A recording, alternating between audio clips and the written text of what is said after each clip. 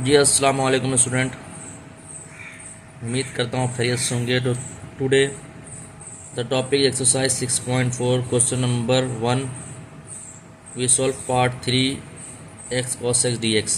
Okay, this is the two function given in product term. So as you know that when the two functions are in product form we apply integration by parts. So start कर लेते हैं भाई, देख लेते हैं। So dear function, these two terms are in these two functions are in product form, then we solve it x cos x dx. Okay, तो हम पहला फंक्शन u किसको लें, v कौन किसको लें। ठीक है, आपको बता चुका हूँ भाई, फॉर्मूला होता है u और v dx का is equal to u derivative integrator v minus u का डेरिवेटिव फिर v फिर dx फिर ये dx। अब हम फर्स्ट फंक्शन किसको लें, तो आपने ये पढ़ा होगा आईलेट रूल्स।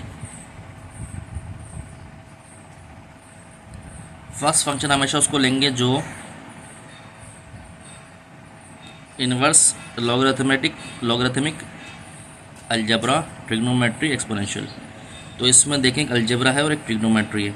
तो सबसे पहले जो हमारे पास आ रहा है वो अलजेब्रा आ रहा है, फिर ट्रिग्नोमेट्री आ रहा है। तो u जो हमने कंसिडर कर लिया वो x ले लिया और v जो है हमने cos x ले लिया। ठीक है, इसको हम सॉल्व कर लेंगे डियर स्टूडेंट। तो पहला ये फॉर्मूला हमें दिया हुआ है दोनों प्रोडक्ट का।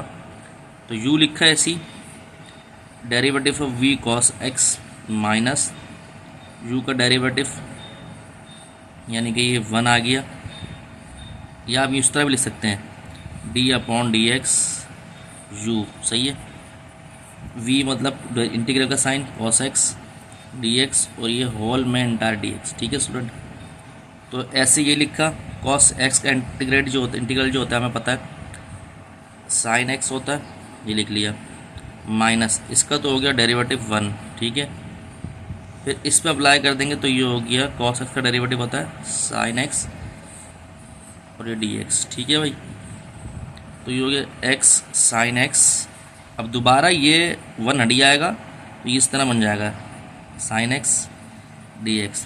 ठीक है भाई, तो ये गया x sin x, इसका इंटीग्रल तो sin x का माइनस cos x, ये प्लस का c, क्योंकि जब भी कॉन्स्टेंट इंटीग्रेशन लाएंगे जब भी हम लिमिट अप्लाई करेंगे, और लेकिन जब डेफिनेट लिमिट ना हो तो x sin x minus plus और ये cos x प्लस c। तो ये हमारा आंसर आ गया। ठीक है स्टूडेंट, पार्ट 4 देखते हैं भाई। पार्ट 4 में हमसे कह रहा है dear student ln x dx। अब आप ये सोचेंगे कि यहाँ पर तो कोई फंक्शन ऐसा है ही नहीं, तो हम इसको इस तरह भी लिख सकते हैं ln x 1 डॉट dx, कुछ भी नहीं है तो 1 है। ठीक है, यहाँ दो फंक्शन प्रोडक्ट में है ही नहीं, तो u किसको लेंगे भाई, यहाँ तो कांस्टेंट फंक्शन है तो u ले लेंगे ln x को, u is equal to ln x, v is equal to 1।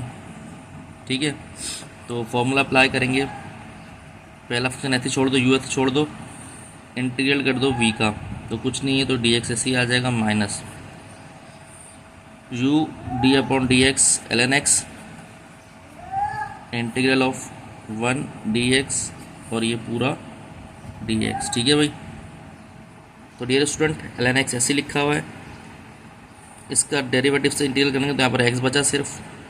ठीक है, माइनस इसका डेरिवेटिव हो गया 1/x ln x का, और ये हो गया x dx। ठीक है भाई,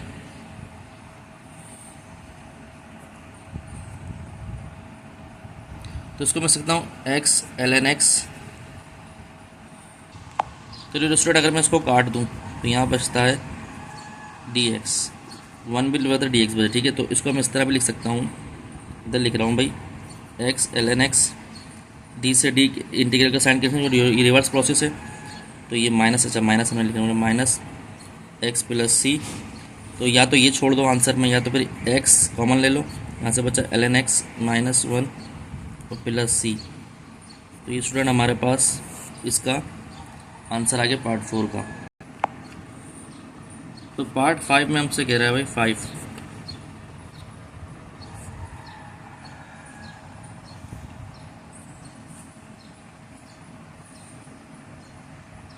वो है x square sine x D x. तो यू तो भाई एक्स को स्क्वायर को ले लेंगे, क्योंकि ट्रिग्नोमेट्रिक और इन्वर्स हो तो ट्रिग्नोमेट्री और अलजबरा हो तो यू जो है अलजबरा वाला फंक्शन होता है और वी जो है ट्रिग्नोमेट्री वाला फंक्शन होता है। V is equal to sine x. तो भाई यू एस सी लिखा, साइन एक्स का derivative minus d upon D x x square, v का डेरिवेटिव इंटीग्रल डी एक्स और फिर यहाँ पर इंटायर डी एक्स लगा दो। ठीक है भाई, तो ये हो गया एक्स स्क्वायर। ठीक है, साइन एक्स का इंटीग्रल कॉस एक्स होता है माइनस का माइनस इसका हो गया 2x और इसका हो गया इंटीग्रल साइन एक्स का कॉस एक्स माइनस का। ठीक है, डी एक्स। अब क्या करेंगे, minus X square cos x ऐसे लिखा, ये माइनस और ये माइनस प्लस का 2 हो जाएगा और यहाँ पर हो जाएगा x cos x D x. इसको मैं नाम देता हूँ 1 का। ठीक है, अब लेट कर लेता हूँ, यानी कि इसको मैं नाम देता हूँ क्वेश्चन 1 का। ये 1 ले लें। I is equal to X cos x. सही है भाई। अब यहाँ पर दोबारा u और v का प्रोडक्ट लग जाएगा, क्योंकि दो फंक्शन दोबारा प्रोडक्ट फॉर्म में आ गए। तो u is equal to x और v is equal to cos x.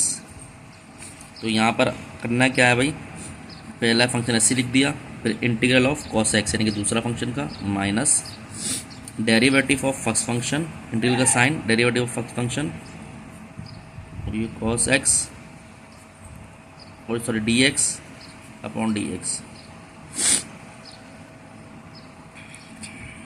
X ऐसे लिखा, कॉस का डेरिवेटिव होता है साइन एक्स, कॉस का इंटीग्रल होता है साइन एक्स, डेरिवेटिव बोल लो, माइनस ये तो हो गया 1, इसका डेरिवेटिव होता है 1। सही है, इंटीग्रल अभी अप्लाई नहीं करा, अभी सिर्फ डेरिवेटिव अप्लाई करा यहाँ पर 1 कॉस एक्स। तो कॉस एक्स का इंटीग्रल होता है साइन एक्स और ये डी एक्स। ठीक है भाई, तो यहाँ पर हो गया एक्स साइन एक्स माइनस, अच्छा साइन का इंटीग्रल, अब 1 तो नहीं है कुछ फंक्शन में, तो यहाँ पर इस तरह लिख सकता हूँ साइन एक्स, चलो डी एक्स, एक स्टेप और लिख ले। तो यहाँ पर हो गया x sine x minus sine का इंटीग्रल होता है कॉस एक्स, तो कॉस एक्स। सही है, तो साइन का वैसे माइनस में होता है तो माइनस प्लस सी। सही है, तो ये हो गया x sine x minus minus plus cos X plus C. ठीक है, ये हो गया। अब तब काम करते हैं हम इनको, इस इक्वेशन को 1 में पुट करते हैं, पुट इन इक्वेशन 1। ठीक है, 1 क्या है, ये तो आई है ना भाई, इसको आई का नाम दिया था हमने। ठीक है, तो इक्वेशन 1 थी माइनस एक्स स्क्वायर, ये देखेंगे लिखी equation 1 minus X square cos X plus 2। अब मैं लिखता हूँ यहाँ पर X sine X plus cos X plus C. या तो यहाँ छोड़ दें या तो फिर इसको दोनों को मल्टीप्लाई करा दें, minus X square cos X plus, बस यही छोड़ दें।